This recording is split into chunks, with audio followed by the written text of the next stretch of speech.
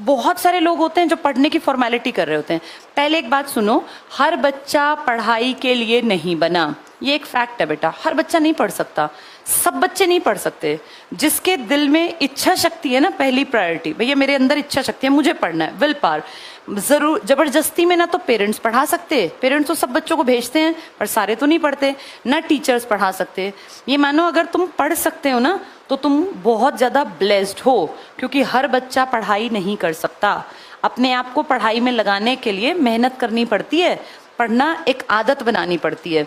आदत हमेशा ऐसी चीजों की मुश्किल से पड़ती है जो थोड़ी सी टफ होती हैं। जैसे पढ़ाई और नशा, अगर दो चीजें हो तो नशा करना बहुत आसान है, पढ़ना मुश्किल है। लेकिन जिसको पढ़ाई में मजा आने लगता है ना बेटा, फिर वो अपनी लाइफ कहीं ना कहीं बढ़िया जगह सेट कर लेता है।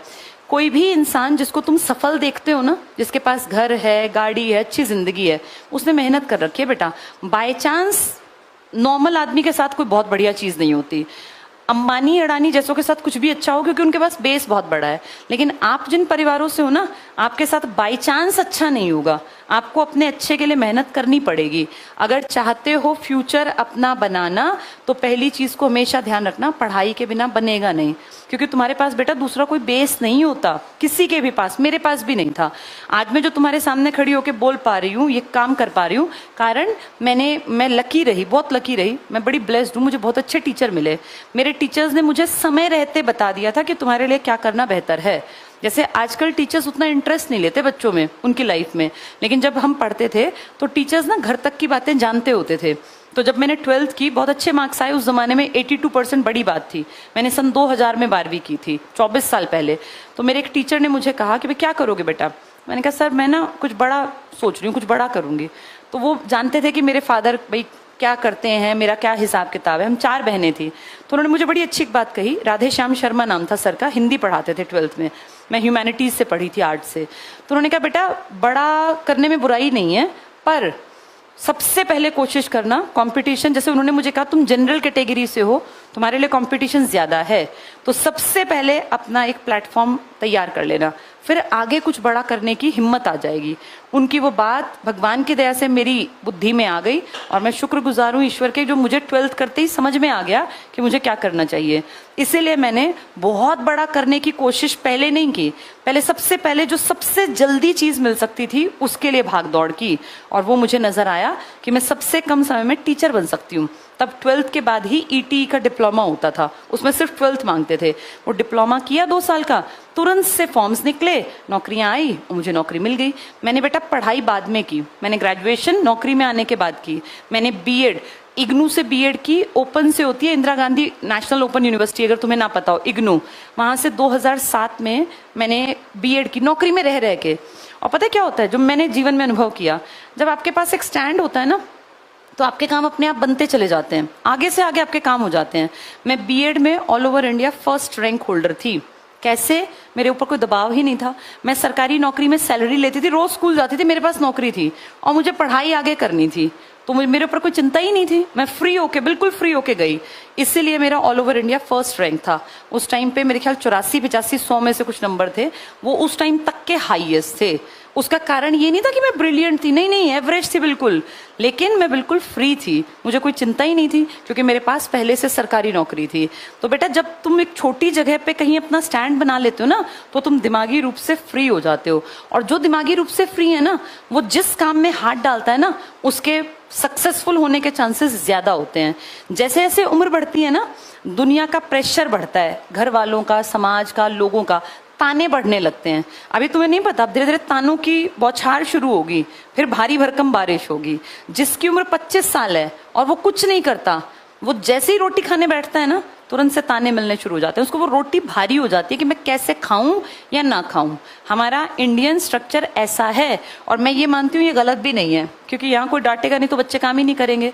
अभी तुम आराम से बैठ के रोटी खाते हो, अभी वो टोका टाकी ज्यादा शुरू नहीं हुई, लेकिन जैसे जैसे उम्र बढ़ेगी, लड़कियों को वैसा टोका नहीं जाता, लेकिन लड़कियों को फिर पेरेंट्स बेटा कितने दिन बैठाएंगे, शादी कर देंगे। जिस घर में शादी होके जाओगे, तुम्हारे बीच में जो मैरिड है, इनसे पूछो, जो नहीं कमाता उसकी वैल्यू नहीं होती। तुम कितने भी अमीर घर में भेजा जाए तुम्हें, अगर तुम्हारे पास अपनी कोई काबिलियत नहीं है ना, तो तुम्हारी नेटवर्थ 0 ही निकलेगी बेटा। और अपने पैसे कमाए बिना इज्जत नहीं है। लड़कों के पास बेटा कोई ऑप्शन नहीं है, क्योंकि आपको तो ऐसा नहीं है ना कि कहीं शादी करके भेज देंगे और वो कमा के खिला देगा। आपने तो यही रहना है। इनफैक्ट आपने डबल मेहनत करनी है। अपने माँ बाप को भी संभालना पड़ेगा। वो बुजुर्ग होंगे, आज तुम जवान हो, माँ बाप होंगे 45-50 के, लेकिन जब तुम्हारी उम्र बढ़ेगी, जब तुम 30 के होगे, तो वही माँ बाप बुजुर्ग भी तो होंगे। अब उन बुजुर्ग माँ बाप के कभी घुटनों में दर्द, कभी आंखों का ऑपरेशन, कभी दांत निकलवाने हैं, तो इसके पैसे कहाँ से आएंगे? ये सब तुम्हें करना है। लड़कों पर दोहरी जिम्मेदारी होती है बेटा, अपनी वाइफ की, अपने बच्चों की और अपनी पिछली पीढ़ी के माँ बाप की। वो भी तुम्हारे ऊपर डिपेंड है। और तुम्हारी पीढ़ी पता है कौन सी है? जिसमें घर में एक एक दो दो ही लड़का है। जैसे इससे पिछली पीढ़ी में क्या था, 4-5 लड़के हैं, 4-5 मिलके पिताजी का ऑपरेशन लाख रुपए का हो रहा है, 20-20 हजार कर दो, 5 भाई हैं, 20 हजार में चल गया काम। लेकिन अब क्या है, एक ही लड़का है, 2 ही लड़के हैं, लाख का ऑपरेशन और एक को करवाना है तो लाख उसी की जेब से जाएंगे। अब तुम्हें ताकतवर बनना पड़ेगा बेटा, तुम्हारा कोई साझा नहीं करने आएगा। अब उतने भाई बहन हैं ही नहीं। लड़कियों को इसलिए कमाना है क्योंकि सेल्फ रिस्पेक्ट बेटा अब आज की पीढ़ी में आ गई। हमारी दादियों के टाइम में औरतें पिटती थी घर में, फिर भी वहीं पड़ी रहती थी क्योंकि कोई ऑप्शन नहीं था। हमारी माओं के टाइम तक, तुम्हारी तो मैं मदर की एज क्यों, तुम्हारी माओं के टाइम तक दुनिया थोड़ी थोड़ी बदली और तुम्हारे टाइम में दुनिया बिल्कुल बदल गई। अब कोई भी लड़की कहीं जाके क्यों पिटेगी बेटा बिना बात पे? पहले बिना बात भी पिटती थी औरतें। आदमी बाहर से गुस्से में आया तो उसको लगता है गुस्सा तो अपनी पत्नी को पीट दिया, और उस टाइम ये नॉर्मल था। आज ये नॉर्मल नहीं है। कोई बिना गलती के कोई, या गलती पर भी कोई क्यों ही पिटेगा? पिटाई का क्या मतलब है? 2 लोग हैं, गलती हर इंसान करता है। तो अगर तुम चाहती हो ना बराबरी का हक, ऐसा नहीं कि नौकरी करके मैं हूं, मैं देखूंगी अपने पति को, ऐसा भी नहीं करना होता। ये भी बड़ी गलत फहमी है। आजकल लड़कियां नौकरी करके दूसरे के सिर पे ही बैठ जाती है कि मैं ही मैं, ऐसा भी नहीं करना। ये इक्वालिटी है बेटा, बराबरी है। कमाओ अपना जीवन बेहतर बनाने के लिए, किसी को नीचा दिखाने के लिए नहीं कमाना कि हमें उसको नीचा दिखाना है। जब 2 लोग कमाते होंगे, बराबरी होगी, तो घर चलाना अच्छा होगा, जिंदगी सुंदर होगी। अपनी जिंदगी के तुम खुद निर्णायक हो। कमाओगी तो इज्जत मिलेगी, और इज्जत मिलेगी तो मन खुश रहेगा। रोज रोज एक जगह रह के बेइज्जती कराने में ना अब लड़कियां कर नहीं पाती बेटा। पहले लड़कियां सह लेती थी बेइज्जती, क्योंकि उनको था कि कहाँ जाएंगे। अब लड़कियों की टूट-फूट इसलिए ज्यादा होती है शादी ब्याह में, क्योंकि बेइज्जती सह नहीं पाती। घर पड़ी रहोगी तो कोई भी इस बात को कहेगा कि पूरे दिन करती ही क्या हो। हर कोई कहेगा भाई पूरे दिन करती क्या हो। इस घर के काम की वैल्यू 0 है, क्योंकि इसको कोई मापता नहीं है मॉनेटरी वैल्यू में। बाहर जाओगी ना 50 हजार लाओगी तो सब बड़े प्यार से बात करेंगे, चाहे पैसों के लिए करें। तुम्हें तो जीवन अच्छा मिल ही जाएगा, तो फायदा होगा।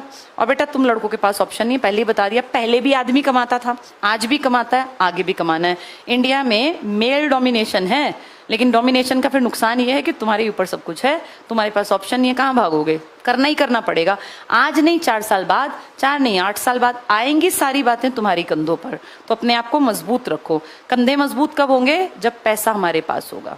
ठीक है, तो खूब मेहनत करनी है। सब लोगों की बेटा इक्वालिटी का टाइम आ गया, समाज बदल गया, पढ़ाई का टाइम आ गया। खूब पढ़ना है, मेहनत करनी है, दम लगा के पढ़ना है। और फिर कह रही हूं, सब लोग पढ़ाई के लिए नहीं बने। आपके बीच में से कुछ लोग ऐसे होंगे टाइम पास करेंगे। वो बेटा स्कूल में भी टाइम पास ही करते थे। याद करो अपनी क्लास को। तुम्हारी क्लास में क्या 100% बच्चे पढ़ते थे? नहीं ना। कुछ तो ना काम करना, ना कॉपी बनानी, डांट खानी है, रोज क्लास से निकलना है, मुर्गा बनना है, हाथ ऊपर करके खड़े होना है, यही तो काम थे ना। वही लोग आगे तक भी चलते हैं। वो भी तो जवान होते हैं, वो भी तो बुढ़े होते हैं, बुजुर्ग होते हैं। तो ऐसा नहीं कि सब समझदार बन जाते हैं। जो जैसा है, कुछ लोग प्रवृत्ति को चेंज नहीं करते। कुछ लोगों पे जिंदगी की मार पड़ते ही वो चेंज हो जाते हैं।